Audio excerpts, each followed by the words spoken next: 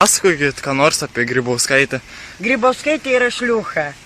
Jinai krizę pabučiuo kaip pizę. Apžiūrėsi kušį mažiau ušį. Grybauskaitė tu gudri kaip lapė, nelaikų sostą. Tai Lietuvos liaudės pažadėjo, kurti tavo pažadai. Opa, mes pysame Europą. Ten, kur eina Paksas, ten eina Eurobaksas.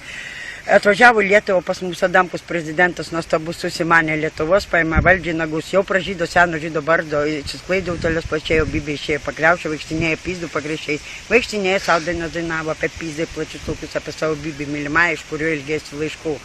Rodos ir vargo nebuvo, konservai dėžutį išdžiuvo, tu viską dabar pamiršai, kai bonkę ant stalo matai. Super, o ką galite apie Kubilių?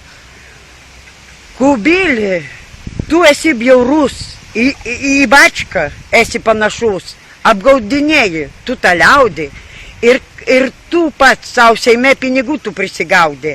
Kodėl neklausai žmonių tų skundų, kodėl savo pinigus kiši? Jau tavo pilvas nuo pinigų punta, o kam Lietuvos žmonės tu pisi? Grybauskaitė, tumba jumba, tu esi tikra kaip šliundra. Tu eini ir neklausai, va tau byra pinigai. Ne lietuvės tu esi, o Lenkija ir Staravierka. Iš kur tu dalį atsiradai, tu Dalevskai esi.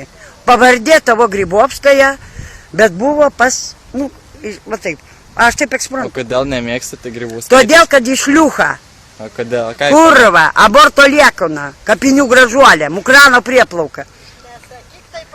Eik nahui, ką nori tą taršku, laisvoj Lietuvoje esu. Bibi, dėk, apžiūrėsi kušį mažiau ušį, blė. Eik nahui, žiūpisti, bradvėjų. Tauki manęs plaukti, plauk.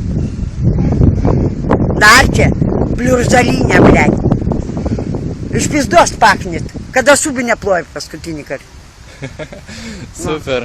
Gerai, ačiū už tokį video, labai gražų.